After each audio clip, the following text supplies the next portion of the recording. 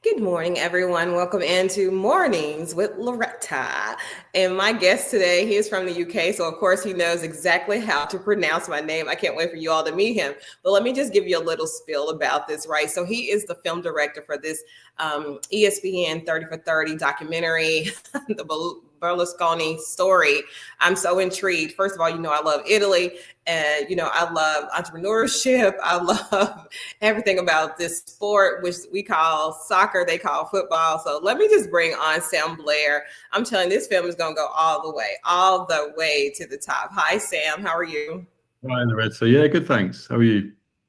So I already know where I'm going to be. Hopefully, the movie is going to be here in my area on the 26th of September. But tell me about it. What was your fascination about this story that you had? You said I will have to do a documentary about Silvio Berlusconi.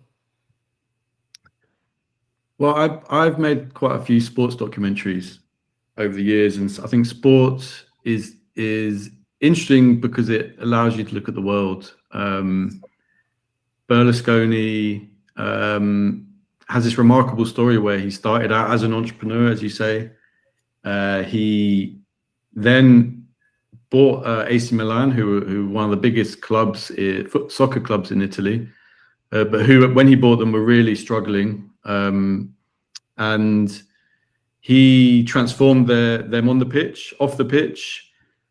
But I think where it becomes really remarkable is when that collided with politics. Berlusconi, out of nowhere in the mid-90s, really used his success as the owner of AC Milan to step into politics in a way that had never been done before. It's certainly in Italy and Europe, we weren't used to people from outside politics stepping in. Within 3 months, he started a political party and took power. And a lot of the way he took power was to use sport, soccer, the success he had built, and to say, what I've done for AC Milan, I can do for Italy. And I think that's an amazing story to tell. I totally agree. I thought I could just watch it in one sitting and then just, be ready. But I'm going to tell you, I could not just sit and watch it and rush to watch it. So I said, I'm going to watch the part one and then go back and watch it.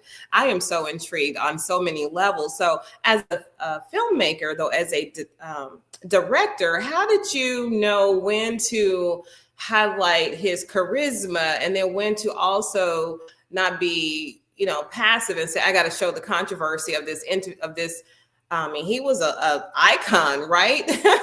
But again, it does not take away from his legacy, but it's inclusive of it. So how were you able to pick and choose what you were going to show in the documentary? Well, yeah, I think that's what makes people interesting is their contradictions. He wasn't just one thing. He was incredibly charismatic and successful, and particularly in soccer, he creates incredible, entertaining football team. You just couldn't resist watching them. But then the step into politics is problematic. It raises lots of questions, and it's not about taking one side. It's about looking at the complexity of that, I think. And we're interested in complex, contradictory people who surprise us, people who shock us. And he's certainly all those things. As a storyteller, you've got to bring those things together rather than choose one of them. And I also love that you didn't, the author of the story too, and then you as the director, you didn't have to make up stuff. The story in of itself is so intriguing. I'm fascinated because they were winners. They were AC Milan was top tier when it comes to soccer, and their championships tell the whole story. So when you were doing the documentary, or how did that even happen? Because I know you're known for doing these kind of documentaries. Sports meets intrigue, meets entrepreneurship, meets charisma, meets controversy. So what was it about this story when it was pitched to you? Or did you say, hey, I want to be the director? Well, yeah, I think, like you say, there's extraordinary story beats in it. When you're looking at a story, you think, where am I aiming at? And you're looking for the highs and the lows and the peak moments. And there was just this proliferation of them, really. I always want to be surprised by a story.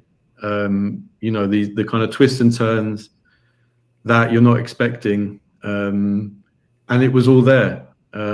He's one of the most controversial, talked about politicians in modern Europe for a reason.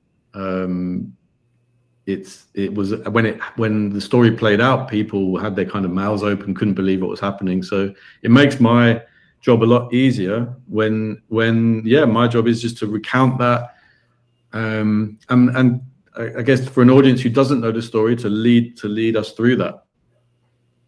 And when I say you do an incredible job of it, I feel like how you put it together, I want more, even though I haven't finished it yet. I want more of this story. And we could learn a lot as people, as entrepreneurs too. So what does his rise and reign reflect back to us about our own societies and the leaders we choose to follow? I think we like winners, and then we like people who have tenacity too.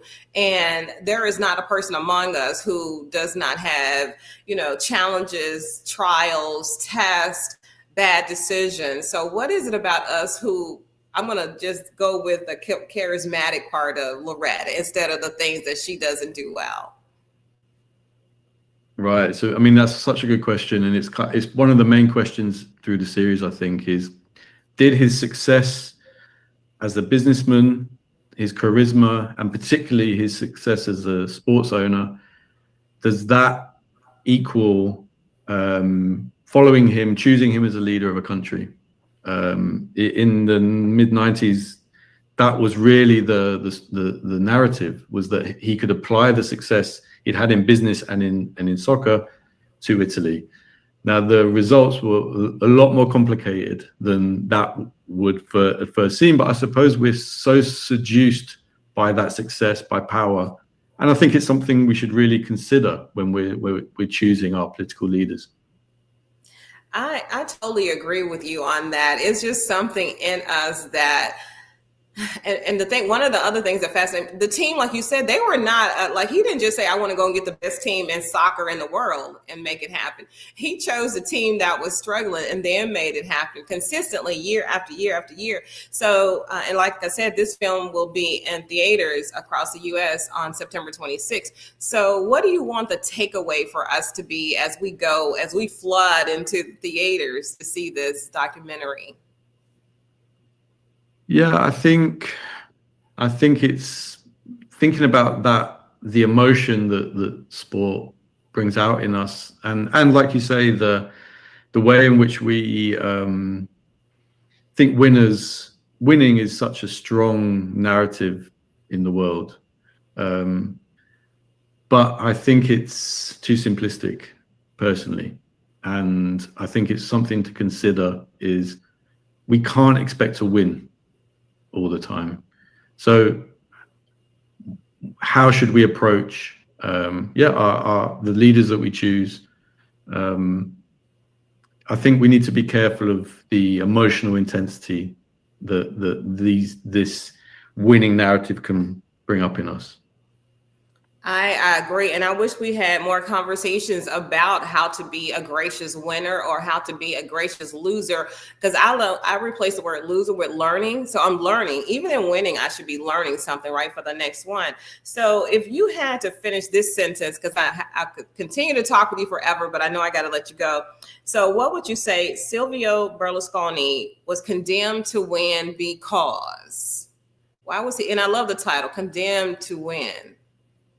Well, because I think he needed to keep staying a winner.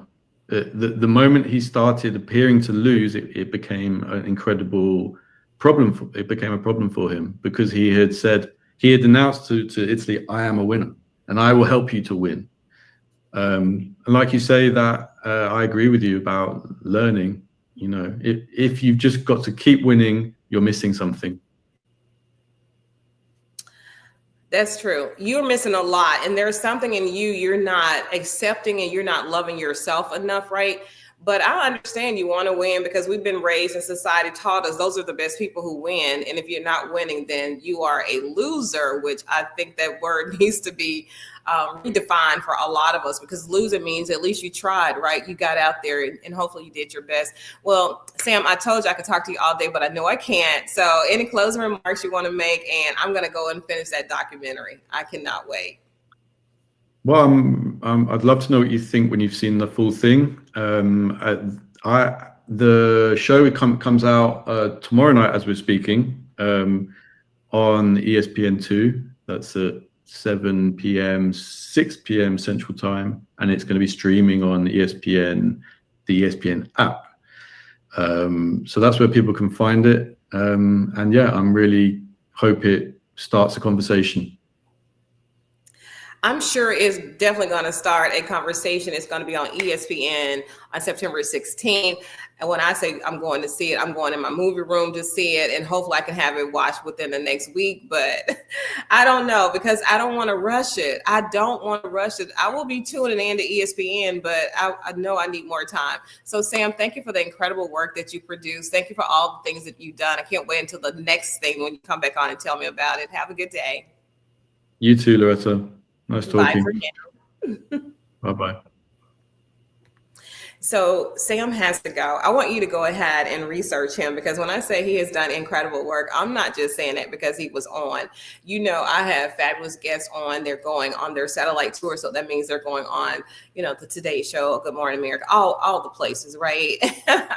So they're already vetted, but I still do my own work because I want to be, you know, authentically intrigued by their work. And I want to be able to talk about it from an informed perspective. So Sam has produced some amazing documentaries about sports and sports figures. And then there is always controversy. I don't care how much you love a person. There's somebody that thinks they're doing or saying something that's controversial. And I think it's such a time as this kind of documentary, because it's like the winners have the power. They have the power, and no matter our fascination by them and the controversy around them, there is still some fine lines that we need to choose, you know, who our icons are. But anyway, I love this documentary. It's the Silvio Berlusconi story. It is a true story. This man, you got to watch this documentary. He went from entrepreneur, a media mogul, right? And then he wanted more. So he bought this failing soccer, they call it football, and he turned it around, and he built so much power through that one decision to buy this team in like the 1980s, 1990 season. And he even got into the political arena. He did well. There's the prime minister. So go ahead and check it out. It's called the Berlusconi documentary, Condemned to Win. All right, we have another segment coming up, so don't go anywhere. And like in closing, this is what we're going to say. We're going to say, think positive, dream big dreams, help someone along the way. And guess what? I'll see you soon, beloved, and live like you believe.